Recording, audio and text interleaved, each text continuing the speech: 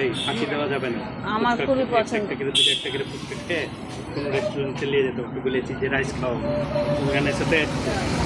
আচ্ছা সত্যি চলো তাহলে তাহলে ঈদে ঢুকতে হবে, ওরা তো ঢুকতে হবে, ওরা খোলা থাকলে। যেহেতু বলেছি এখানে ঢুকলে আমার খাবে বললো। খাবে বললি আই এম একটা man, I am man, I am woman. ও বাবা এই না সব এগুলো ভিডিও আমার কথা ছাড়ে জানেন না।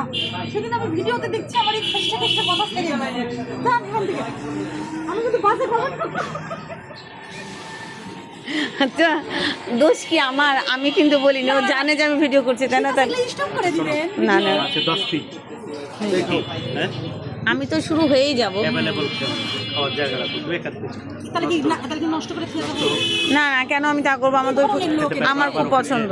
আমি না খেতে পারলাম, তুমি খাবা না? আমি দই ফুচকা খাবো, আমার কারণ পছন্দ। না আমার খুব পছন্দ, এটা আমি নিজেও জানি। পছন্দ হবে।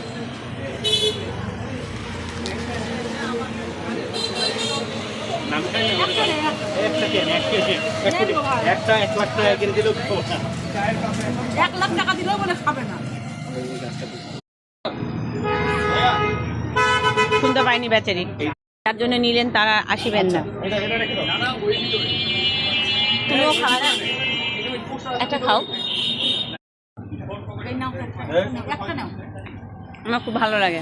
আমি কোথাও ফুচকা খাই না, শুধু আক্তারের এখানে আমি খাই। খান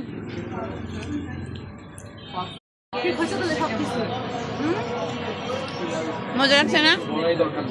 না বাস এটা নিয়ে রাখালি করে ইয়ে করে ঢাকা যাবে। ও মোবাইল ছাড়বে এই জন্য যাচ্ছে।